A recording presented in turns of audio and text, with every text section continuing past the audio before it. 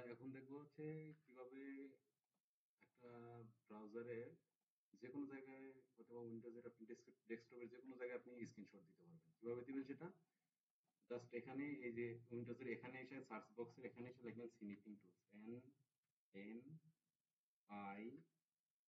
Double P I N C, snipping. এই যে snipping লিখলে স্নিপিং টুলসটা চলে আসবে। তো এখানে আপনি ক্লিক করবেন। এখানে ক্লিক করার পরে দেখবেন এই মুড নামের একটা অপশন আছে। এই মুডের ভিতরে আপনি এই যে অ্যারোতে ক্লিক করবেন। অ্যারোতে ক্লিক করার পরে এই যে রিয়েক্ট্যাঙ্গুলার সিনিপ, এই রিয়েক্ট্যাঙ্গুলার সিনিপে ক্লিক করবেন। এখানে ক্লিক করার পরে আপনি যেই জায়গাটুকু থেকে আপনি স্ক্রিনশট নিতে চাচ্ছেন, যেইটুকু জায়গায় আপনি স্ক্রিনশট নিতেছেন, জাস্ট মাউসটা ধরেন আমি চাচ্ছি যে এই গুগলের এই জায়গাটুকুকে আমি স্ক্রিনশট দেবো। তাহলে আমি কি করব? আমি হচ্ছে এখান থেকে এই যে মাউসের রাইট বাটন চাপ দিয়ে ধরে এভাবে এই জায়গাটুকু এভাবে সিলেকশন করব। এভাবে সিলেকশন করার পরে আমি এটাকে সেভ করব। এখন এই সেভে ক্লিক করব। এই সেভে ক্লিক করার পরে দেখেন আপনি কোন জায়গায় সেভ করতে চাচ্ছেন, এটা ডেস্কটপে নাকি ডকুমেন্টসে, ডাউনলোডে, কিংবা মিউজিকে, কিংবা পিকচারে, অথবা ডাউনলোডে। তো আমি চাচ্ছি যে আমি ডেস্কটপে আমি এটা ডাউনলোড করব। তো ডেস্কটপে আমি সিলেক্ট করে তারপর এখানে সেভ দিব। আর এই নামে আরেকটা আছে, ফাইল আছে, এজন্য এটা নিতেছে না। আমি এখানে নাম চেঞ্জ করতে হবে, করে দিতে হবে। যেকোনো একটা কিছু নাম দিলেন আপনি, দেওয়ার পরে এই সেভে ক্লিক করলে এটা কোথায় গেছে আমার, আমি দেখবো যে এটা ডেস্কটপে চলে গেছে। আমি ওপেন করি আমার ডেস্কটপ। এখানে এখান থেকে ডেস্কটপটা ওপেন করি। এখানে ক্লিক করলে দেখবেন যে আপনি যেটা স্ক্রিনশট দিয়েছেন গুগলের পিকচারটা এই যে চলে আসছে। এই যে যতটুকু আপনি কি করছেন স্ক্রিনশট দিয়েছেন ততটুকু চলে আসছে। এটাকে আমরা ওপেন করি।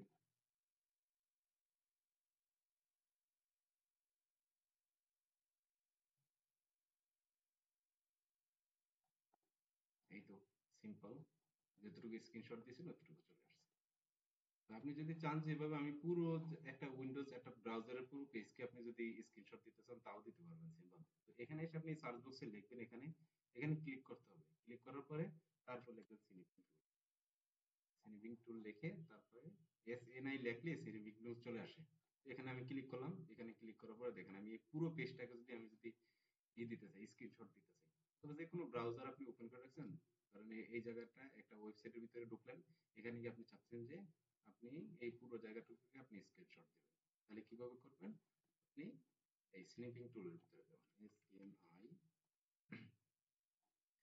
এই স্নিপিং টুল ক্লিক করলাম। তারপর লিখে মোড, মোড থেকে রিয়াক্টেঙ্গুলার স্নিপ। এখান থেকে এই পুরোটাকে সিলেক্ট করে আপনি যতটুকু পর্যন্ত ইচ্ছা অতটুকুই আপনি সিলেক্ট করতে পারবেন, যতটুকু স্ক্রিনশট চাচ্ছেন, যতটুকু এরিয়াতে আপনি স্ক্রিনশট চাচ্ছেন।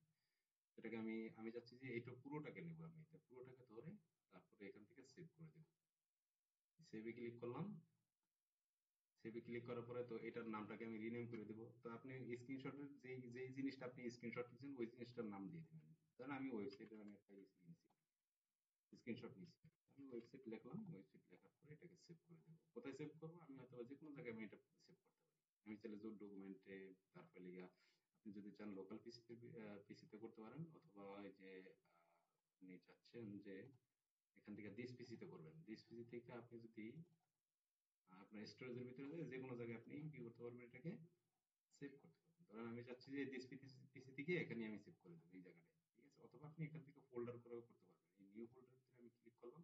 ক্লিক করার পরে একটা ফোল্ডার নিলাম, এখানে যে কোনো একটা ফোল্ডার, ঠিক আছে? এই ফোল্ডারের ভিতরে আমি চাইলে করতে পারবো। এই ফোল্ডারটাকে আমি ফোল্ডারের ভিতরে ঢুকবো, ঢোকার পরে এখানে সেভ করে দেবো। এখানে সেভ করলে এখন দেখবেন যে আপনি ওখানে চলে গেছে এটা। তো আমি দিস পিসির ভিতরে যাই।